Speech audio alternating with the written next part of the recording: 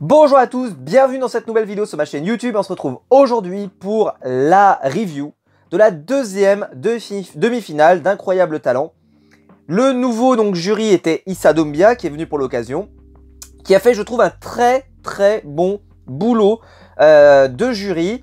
J'avais aimé énormément Ahmed Silla la semaine dernière, qui avait beaucoup donné, et je trouve que Issa Doumbia, qui a été plus raisonnable, plus tranquille, mais a fait un excellent boulot. Et je trouve que il a souvent essayé d'être très pertinent dans ses analyses et d'essayer d'apporter quelque chose que n'apportaient pas les autres. Donc vraiment une belle découverte, notre ami Issa Doumbia au jury. Donc très bonne idée, et s'il avait l'occasion de revenir, je serais absolument content de le revoir dans le jury d'Incroyable Talent. Alors, je vais le dire tout de suite, j'espère que tout se passe bien chez vous. Mais moi, j'ai pas passé une excellente soirée. Je me suis globalement plutôt fait chier. Voilà, on va le dire, on va utiliser les mots de la langue française dont nous disposons. On sait, enfin je dis on, je me suis fait pas mal chier. Et surtout que la soirée a été de pire en pire. C'est-à-dire qu'au début, c'était très moyen, mais bon, pourquoi pas. Et puis la suite a été de pire en pire, avec des numéros de moins en moins intéressants. D'ailleurs, ils ont fait le même coup que la semaine dernière, c'est-à-dire que les premiers, ils ont un portrait, les derniers, c'est allez, la même chose. Donc, ce qui veut dire aussi que si ça se trouve, et ça confirmerait la théorie que je vous ai dit la semaine dernière, que quand Ahmed Silla fait son Golden Buzz, la prod lui a certainement dit à l'oreillette, si tu Golden Buzz pas maintenant, après, il n'y a que de la merde. Et ben là, c'est un peu le cas. Alors pour Issa Doumbia, lui, il n'y a pas de problème, il a Golden Buzzé au bon moment. Mais je pense que si il n'avait pas buzzé à ce moment-là, je pense qu'on lui aurait mis un petit coup de pied au derrière en lui disant « Allez, buzz s'il te plaît !» Parce que en fait, t'as l'impression qu'ils classent les numéros. C'est-à-dire qu'ils mettent les numéros un peu intéressants au début, avec quelques numéros pourris, mais ils essaient de mettre les plus gros numéros au début.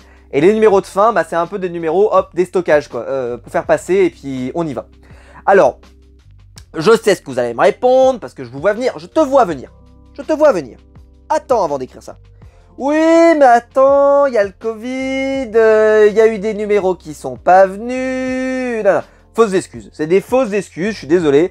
Il n'y a pas, sur tous les numéros qu'ils ont fait passer, faut arrêter de me faire croire qu'il n'y avait que 30 numéros, enfin, parce qu'ils en ont fait passer 15 et 15, 14 numéros ou 15 numéros, peu importe, qui étaient de niveau correct pour accéder à la finale. Ou alors, pour accéder à la demi-finale en tout cas. Sinon, ça veut dire que ils ont mal fait leur choix, ils ont mal fait leur sélection, etc. D'ailleurs, les numéros qui ont été rattrapés par le col pour remplacer les numéros qui étaient qualifiés, qui avaient été choisis par le jury, au final, ces numéros-là n'ont pas du tout été si décevants que ça. Ils ont même été plutôt à la hauteur de l'événement. Donc, ce qui veut dire que les numéros qui ont été choisis étaient quand même très pauvres ce soir. Je trouve même en termes de mise en scène, la plupart des numéros étaient, si ce n'est affligeants, en tout cas pas très intéressants. Et je trouve qu'il y a très peu de numéros où j'aurai des choses pertinentes à vous dire. Je vais revenir sur 2-3 éléments. Mais honnêtement, j'ai pas grand chose. Par exemple, le numéro de transformisme, avec, vous savez, une jeune magicienne, si on peut l'appeler comme ça, qui change ses tenues. Toujours assez spectaculaire. Je trouve que ça commençait plutôt pas trop mal, mais bizarrement, je trouve que le défaut qu'elle a eu, c'est que on ne sentait pas, vous savez, le côté, et ce sera le cas pour la plupart du numéro d'ailleurs, on sentait pas que c'était meilleur que ce qu'elle nous avait fait aux auditions.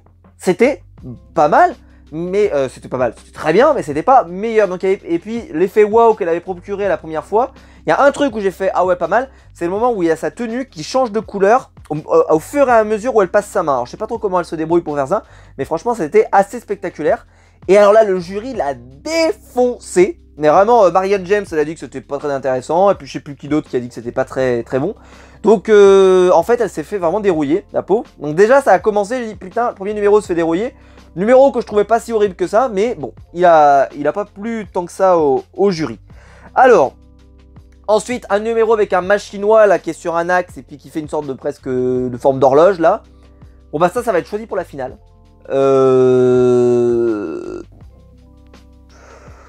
Est-ce que c'est meilleur que les numéros de Machinois que j'ai déjà vus? Non. Est-ce qu'ils ont rajouté quelque chose d'intéressant? Pas forcément. Après, bon, pourquoi pas? Écoutez. Mais c'est un numéro que je trouve qui avait pas... En fait, quand j'ai entendu que c'était que le jury était vraiment dans le style de dire waouh, c'était exceptionnel.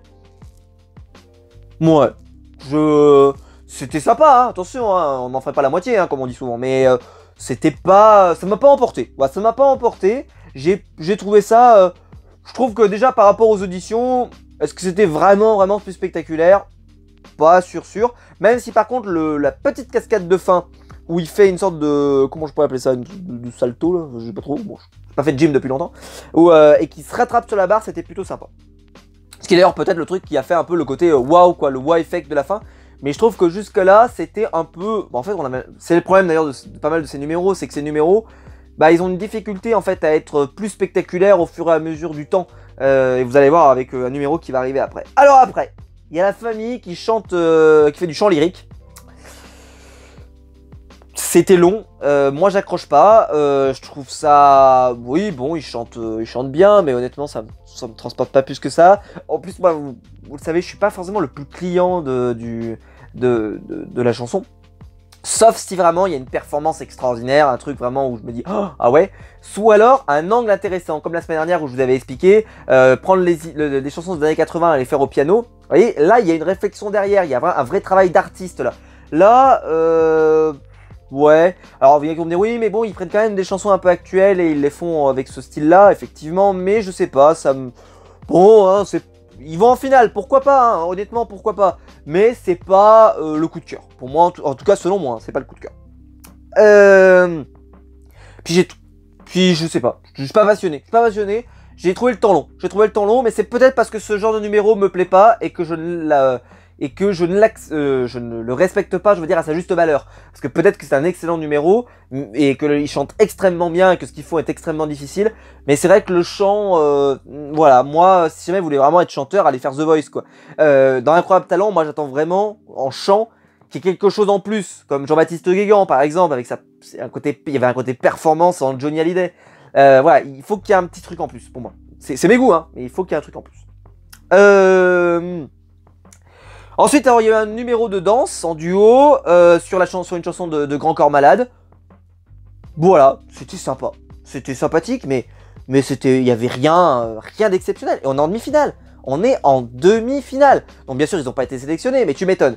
Mais déjà, quand je vous explique depuis le début, là, sur les 4 premiers numéros, il y a déjà eu sur les 3 premiers, il y avait déjà 2 numéros qui ont été sélectionnés pour la finale. Ce qui justifie bien ce que je vous dis, c'est que les premiers numéros, c'est les numéros qui doivent aller en finale, et les derniers, donc en gros, si vous... petite astuce pour l'année prochaine, si vous voyez votre numéro de passage et que vous êtes 13, 14, 15e, vous savez que vous êtes dans la merde. Voilà. Ensuite, alors après, parce que là, moi honnêtement, bon, voilà, ça m'intéressait pas plus que ça. Mais après, il y a eu la chanson grivoise avec le mec là, qui est venu, qui fait une sorte de chanson où il se souvient plus des paroles. Alors ok, bon, c'était marrant, machin, etc. Mais c'est de la demi-finale, c'est un niveau de demi-finale d'Incroyable Talent. Normalement, dans Incroyable Talent, moi ça me choque pas, comme je l'ai déjà dit, que aux auditions, il y ait des casseroles, qu'il y ait des choses comme ça. C'est le jeu aussi, c'est comme à l'époque sur Nouvelle Star, sur M6, il y avait ce jeu-là. Mais là, en demi-finale, normalement, on est censé avoir haussé le niveau. On est plus censé se retrouver avec des numéros de bas étage comme ça. Là, il se retrouve, il connaît plus les paroles. Alors ok, ça fait rire le public, ça fait rire le jury. Ils ont été obligés de le buzzer 2 fois. Honnêtement, ils pouvaient le buzzer 4 fois. En plus, il y a ce moment où il chante vraiment, il dit je me souviens plus des paroles, à la foutre. Voilà, non, voilà. Et donc, honnêtement, tu te dis, voilà, niveau final, c'est pas terrible, quoi. Et après, bon, il y a eu le numéro avec la fille qui était suspendue par les cheveux, que j'ai trouvé sympa, mais c'est ce que j'ai marqué, j'ai écrit, mais juste sympa. C'est-à-dire que, est-ce que vous avez senti, vous, je vous pose la question, est-ce que vous avez senti, on a mis un niveau demi-finale. Il y avait le niveau audition, et il y avait le niveau final, demi-finale. Bah pour moi, non, on était encore au niveau audition. C'était pas un mauvais numéro. Ça veut pas dire que c'était un mauvais numéro. Ça veut juste dire, ouais. Voilà, ouais. Et donc d'ailleurs, elle sera pas sélectionnée. Certainement pour ces raisons-là, c'est que c'était... peut-être que le jury a senti qu'en gros, elle est arrivée à sa limite. Et que peut-être qu'elle proposerait pas beaucoup mieux derrière. Alors ensuite, un numéro qui a été pour moi, alors là, pas du tout apprécié à sa juste valeur selon moi. C'est le numéro de Graf avec une bombe de fluo. Une bombe de peinture fluo. J'ai trouvé ça super beau. J'ai trouvé ça super beau, super joli. Et ça n'est pas allé en finale.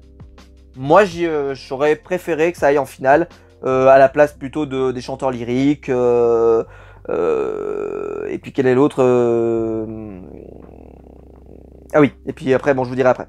Mais voilà, j'aurais préféré. J'ai trouvé ce numéro, ça m'a remis dedans. Le numéro était bien, en plus le jury avait l'air plutôt convaincu. Je me suis dit, tiens, et puis au final, pas plus d'infos là-dessus. Hop, il est éliminé. Bon, arrive le moment du Golden Buzzer. Alors, justement, pourquoi je vous explique, c'est que Issa Doumbia, il a buzzé au bon moment. C'est que, si jamais Issa Doumbia avait pas buzzé à ce moment-là, la prod pouvait très bien lui dire buzz, Golden Buzz au numéro suivant. Parce que le numéro suivant est allé en finale. Ce qui veut donc dire que son buzz à lui, je pense que c'est pas un buzz qui a été demandé par la prod. Voilà, il a fait son truc, et puis d'un coup, hop, ce numéro lui plaît bien, hop, il le Golden Buzz. Bon, je vais dire des choses qui vont pas faire plaisir. Si vous n'êtes pas capable de les entendre, bon bah c'est votre problème. Ce numéro, donc bon, c'est le numéro de B-Boy Harper, Youssef, voilà, il s'appelle Youssef, on va l'appeler Youssef parce que honnêtement là le nom, moi je l'ai écrit mais il faudrait limite que je me le fasse en phonétique tellement c'est hyper bizarre à prononcer. Donc il s'appelle Youssef, c'est donc le danseur qui souffre d'un handicap aux jambes. Il est très impressionnant, effectivement, bravo à lui, j'ai trouvé ça magnifique. Mais je vais dire quelque chose, c'est que ce style de numéro souffre d'un problème, c'est que vous faites quoi derrière? Est-ce que vous avez senti sur ce numéro que il a fait plus fort? Il y avait une meilleure mise en scène, il y avait une histoire avec la mort de ses parents, etc. C'était très émouvant. Et c'est pour ça que je dis que Issa Doumbia, il a eu raison de le Golden Buzzer. Mais il a eu 100 fois raison. Parce que, évidemment qu'il fallait le Golden Buzzer. Parce que ce numéro-là était parfait et parfaitement abouti. Mais si je me mets en mode Gilbert Rozon, comme il se mettait à l'époque, c'est vous ferez quoi plus tard? Ce sera quoi l'étape suivante? Qu'est-ce que vous ferez en finale? Bah, il va continuer de tourner sur ses mains. Et il y a une limite, ce qui est terrible, mais je critique pas son art, hein, mais il y a une limite à sa forme d'art, à ce qu'il fait. C'est comme ça. On peut pas inventer. Il y a un moment, il y a une limite. Elle n'est pas énorme, mais il y a une limite. Désolé. Et je pense que donc le numéro qui va nous faire en finale, qui arrivera certainement avec un texte, avec un thème moins fort, sera moins bon. Et donc il gagnera pas. Parce qu'on pourrait se dire, ah là là, il fait pleurer dans les chaumières, il va gagner. En plus, ce qui est très drôle, c'est que le jury, c'est vraiment un jury, comment dire ça, un jugement variable, on pourrait dire. C'est des fois, oui, quand vous arrivez avec un thème sur le racisme, machin, oh, ça fait trop forcer. Et puis là, t'as un mec qui te balance au début du truc que ses parents sont décédés. Oh non, ça fait pas forcer là. Là, c'est vraiment, ça vient du cœur, machin. Donc, tu sais pas trop à quel critère ils mettent, qu'est-ce qui est forcé, qu'est-ce qui n'est pas forcé. Surtout que là, si par exemple, à aucun moment il te précise à l'oral que bah, ses parents sont décédés, tu peux pas vraiment le comprendre avec sa forme d'art. Enfin, honnêtement, ça se comprenait pas. Donc, c'est pour ça qu'il est obligé de le rajouter pour qu'on le comprenne. Ça me rappelle beaucoup un numéro dont j'avais parlé, je sais plus si c'est cette saison ou la saison dernière, où ils étaient arrivés avec des pancartes. Et justement, sur la pancarte, c'était écrit Black Lives Matter. Et bah, s'il ne l'avait pas sorti, on comprenait pas vraiment le message, quoi. Et bah là, c'est un peu le cas. C'est-à-dire que s'il ne l'avait pas expliqué, on n'aurait pas compris. J'ai trouvé le numéro. Voilà. Il méritait parfaitement sa face en finale. Mais j'ai peur qu'il déçoive beaucoup. Qu'il déçoive beaucoup en finale parce que je pense que ça sera soit beaucoup moins bien, soit en tout cas pas aussi bien. Je pense que ça sera... Là, il a vraiment fait pour moi le numéro... quasi parfait qu'il pouvait faire, et je pense pas qu'il va arriver avec un truc aussi fort en finale. Vous voulez faire quoi de plus fort que vos parents sont décédés? Enfin, je sais rien, peut-être que toute sa famille est décédée, j'en sais rien, mais bon, vous m'avez compris, mais peut-être qu'il a encore un autre drame encore plus grave, mais je lui souhaite pas en tout cas, parce que voilà, son handicap en lui-même est déjà quelque chose qui peut émouvoir. Là, il est arrivé avec les parents qui provoquent de l'émotion forcément, donc ça va être une surenchère. Donc c'est quoi derrière? Tu vas faire un truc sur le terrorisme, tu vas faire un truc, enfin voilà. J'ai peur que ça soit un peu décevant. Alors, numéro Magus Utopia, le numéro de théâtre, enfin, un peu type théâtral, avec une choré et tout. Alors, je vais être honnête, je me souvenais absolument pas d'eux aux auditions. Et vu que là, cette partie-là, on n'avait plus le portrait Voilà, hein, débrouillez-vous, j'ai envie de dire, démerdez-vous. Donc je m'en souvenais plus, et j'ai pas accroché plus que ça. J'ai pas accroché. J'ai même marqué d'ailleurs, ouais, je comprends pas vraiment les tenants et les aboutissants. C'est-à-dire, qu'est-ce qu'ils veulent nous raconter, je comprenais pas trop. Donc j'ai pas accroché plus que ça. Bon, bah c'est en finale. Bon, bah j'espère que je comprendrai en finale. Il y a une jeune fille qui est venue faire du chant. C'était très sympa. Mais comme je vous l'ai dit, moi, le chant, il faut vraiment que ça soit soit le truc qui te mette les frissons, un truc de malade, soit il faut qu'il y ait une idée géniale derrière. Là, c'était ni l'un ni l'autre. Donc, elle a fait la bonne prestation. Elle n'a aucun regret à avoir. Mais effectivement, ça méritait pas mieux. Ensuite, alors une choré sur le sur le thème de la chanson de Mario. Et ben, j'ai trouvé ça plutôt cool, Alors pareil, est-ce que c'était du niveau d'une demi-finale? Est-ce que ça méritait d'aller plus loin? Non. Mais en sachant que ce duo-là, de mémoire, avait pas été sélectionné. C'est-à-dire qu'ils ont été repêchés à cause du Covid qui a touché certains candidats sélectionnés. Donc bah j'étais bien content et Sadek et Nelia, ils ont aucun regret à avoir. Ils ont fait le meilleur qu'ils pouvaient faire et c'était cool. Après, ça cassait pas non plus, voilà, c'était pas ouf quoi. Mais toute cette soirée, voilà, il y avait pas beaucoup de numéros ouf quoi. Et alors là, ce numéro-là, bah moi je l'aurais envoyé en finale. Mais comme je vous l'ai dit, à partir du moment où vous avez commencé à comprendre que les numéros de fin, on les dégage, bah je me suis dit elle est morte en fait. C'est le numéro avec l'élastique, qui était ultra sexy, avec la pluie comme ça qui tombait sur elle, je l'ai trouvé absolument divine, et je sais pas pourquoi, mais moi ça m'a emporté. Alors peut-être je suis un homme, hein, je suis faible, mais je l'ai trouvé je me suis passionné pour ce numéro, j'ai réussi à rentrer dedans. Putain, ces phrases là sont à triple sens, c'est terrible. Voilà, j'ai bien aimé ce numéro, je l'ai trouvé bien construit. Je trouvais qu'en plus les figures qu'elle était en train de faire me semblaient quand même beaucoup plus dures que ce qu'elle avait fait aux auditions. Alors d'après le jury, c'est vrai qu'elle avait l'air de s'en mêler avec la corde. J'ai pas eu trop ce sentiment. Après, je sais pas trop comment ils arrivent à percevoir ça, parce que le moment par exemple où elle se jette au sol et qu'elle se raccroche bien par la corde, je trouve qu'elle glisse plutôt bien dessus et qu'elle s'arrête bien au bon moment. Donc je sais pas, j'ai bien aimé ce numéro. Ça m'aurait pas choqué qu'elle soit en finale, voilà, ça m'aurait pas choqué. Surtout parce que je trouve qu'elle a bossé sa mise en scène et qu'elle a bossé pour faire un truc vraiment, un show quoi. Vraiment c'était super. Ensuite il y a eu Mila qui est venue faire une danse. C'est pareil, c'était très sympa, mais ça m'embarquait. Il n'y a pas eu, comme je l'ai dit, ce palier qui a été franchi. Alors elle est arrivée avec cette fois-ci un peu plus bah voilà, elle exprimait plus de choses par sa danse, mais c'était pas si ouf que ça, donc bon bah ça n'a pas été sélectionné. D'ailleurs ce qui est très bien, c'est qu'elle l'a très bien pris. C'est-à-dire tout de suite elle a eu quelques critiques et tout, et pour son bah, elle est quand même jeune, elle l'a très bien pris, donc je pense que derrière, si elle a ce recul sur elle-même pour pouvoir progresser et avancer, je pense qu'elle a vraiment du potentiel pour peut-être faire carrière dans ce métier, on ne sait pas. Elle est encore jeune, donc elle a peut-être envie de faire autre chose, mais en tout cas, le fait d'avoir ce regard critique sur soi, je pense que c'est quelque chose d'important dans ce milieu. Et enfin, bon bah il y avait le dernier numéro, et alors là j'ai marqué, lui je comprends pas ce qu'il fait là. Donc c'était Nicolas Virdis, j'ai écrit ça comme ça, je sais même pas si ma tablette a pas déconné quand je l'ai écrit, parce que des fois hein, il veut corriger les noms quand les noms sont étranges. Voilà, non mais ça n'avait pas sa place ici, c'était pas intéressant. Le dernier numéro, j'ai dit putain, c'est ça le dernier numéro, on parle là-dessus là, vous êtes sûr hein, vous êtes sûr qu'on parle là-dessus? Ok. J'ai pas trop parlé du jury, donc comme je vous l'ai dit, Usanumbia a fait un bon job. Sugar Sammy a été très effacé dans celui-là. Maria James, on l'a encore vu beaucoup ouvrir sa gueule, comme d'habitude. Hélène Segara, assez sympa. Et je trouve que celui qui a été le plus intéressant ce soir, c'est peut-être Eric Antoine, qui a été le plus pertinent. Parce qu'il est vraiment censé être le bon jury. Mais en même temps, j'aime toujours bien ses arguments et ce qu'il dit sur les numéros. Et donc je pense que là, bon, il y avait vraiment le méchant flic Marianne qui était là, la méchante flic qui était là. Et honnêtement, bon, moi je l'aime pas particulièrement, donc vous le savez, je l'ai trouvé pas très intéressante, mais bon, c'est comme ça.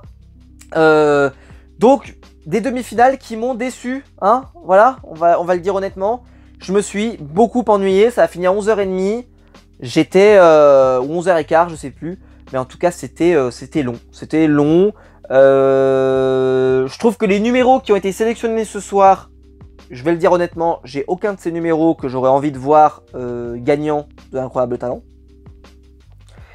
Et je maintiens que j'espère que la semaine prochaine, parce que c'est la finale, qui d'ailleurs sera voté par le public. Donc ils vont trouver moyen de nous mettre encore un gagnant qui fait de la moto. Encore, vous allez voir un truc, ça va être encore un truc. Putain, oh putain, on va halluciner. Je pense qu'on va halluciner quand on va le voir le truc.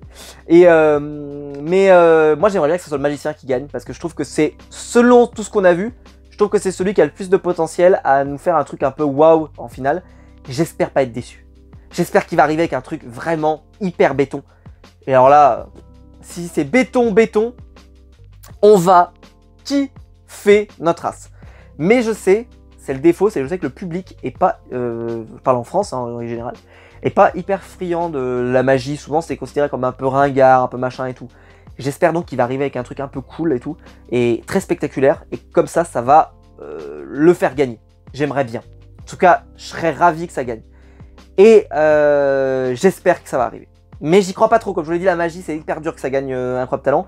Enfin la France a un Incroyable Talent, mais j'aimerais bien, Dites-moi vous d'ailleurs quel est votre favori pour la victoire, lequel vous aimeriez voir gagner. Vous pouvez prendre aussi les Golden Buzzer aussi bien sûr qui sont pas encore passés, hein. Je parle des Golden Buzzer des auditions, qui sont directement en finale.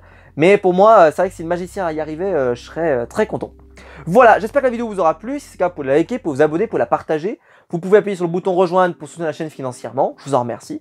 Et quant à nous, on se retrouve dès demain matin pour la vidéo du calendrier de l'Avent, comme tous les jours à 7 h. Donc on se retrouve demain. Allez, ciao!